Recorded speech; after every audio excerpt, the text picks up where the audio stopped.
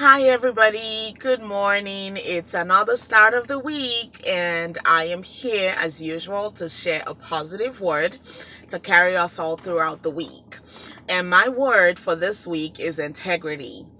The story that comes to mind when I think about the word integrity is Joseph in the Bible. Genesis 39 tells us about this man Joseph who had a dream, actually had two dreams. That he told to his brothers, and Joseph went on and became a threat to his brothers, and so he got sold to Egypt. Joseph ended up in Potiphar's house. Sorry, he ended up in Potiphar's house, and the Bible tells us how Potiphar recognized in Genesis 39. It says that Potiphar recognized that the Lord was with Joseph, and so he was getting blessed as a result of having a favored child in his home. So he put Joseph in charge of a few things in his home. Joseph was a man of favor. He was a man of a lot of reputation. He was a man that was loved by Potiphar. The Bible also tells us how after being with Potiphar for some time, Potiphar's wife, went to Joseph. She saw this really fine man and she just wanted to have him. So she went to Joseph and she tried to lure him into bed with her. The Bible says that Joseph was a man that had great fear for God, and he also respected his master Potiphar. For this reason, Joseph declined. And the Bible also tells us how Joseph stood his ground, even though Potiphar's wife continued to try to get him to sleep with her. Now, Joseph could have gone ahead and gone to bed with Potiphar's wife in secret, and they would have kept it secret and probably continued with it.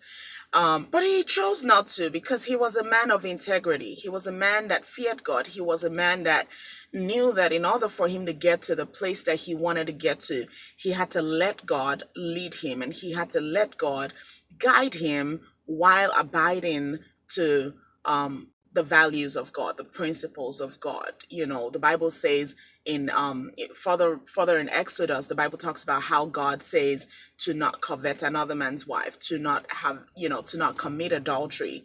And so Joseph knew this at this point. The Bible had not even gotten to Exodus, but he knew this at this point. And so he maintained his ground and said he will not sin against his master, and he will not sin against God. And so Joseph continued to refuse, and what ended up happening is Potiphar's wife lied against him, and so he ended up in prison. He was thrown in prison because Potiphar's wife said he tried to sleep with her. Now, there's another man in the Bible, David, who we all know about. He was a man that was after God's own heart. But the Bible tells us how David killed Uriah just so that he could have Bathsheba. David was lusting after Bathsheba, could not control himself, and so he went on and snatched Bathsheba from Uriah. And even though David had a covenant, or God had made a covenant with David, he had consequences for that action that he did. And even though he was a man after God's own heart, God said, his generation after generation were going to suffer the consequences of what he did. And now going back to Joseph ended up in prison. He suffered for sin that he did not commit. But what ended up happening was he maintained his integrity, and God showed up for him. God vindicated Joseph, is what the Bible shows us. And even though it took years for that to happen, when it happened, Joseph was placed over Egypt, the entire country of Egypt. He was placed over. And that was a huge blessing. Because of Joseph, his family was blessed. And so as we're going through this week, let's think about Joseph, and let's think about David, and let's think about what happens when a person maintains their integrity, and realize that it might seem like you have positive outcomes from not being that person of integrity, and trying to cut corners and trying to do things thinking that other people will not be able to see that, well, it benefits the business. So why not? Let's just cut the corner this one time. Let's cut the corner as many times as we can. Well, let's cheat in this exam as many times as I can, as long as I'm getting an A.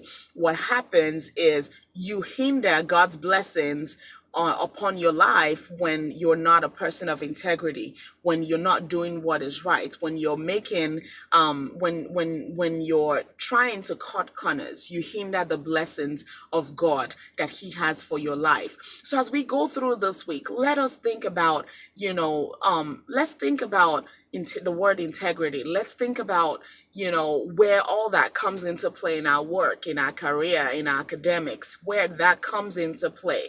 Let us think about all of that. And I hope that we can truly see the benefit of being a man of integrity, of being a woman of integrity, and that we can approach every situation this week with enthusiasm. We can appreciate and approach every situation this week with that optimism and believe and faith that God is guiding us. After all, the Bible says many are the plans in the heart of a man, but the counsel of God is what stands.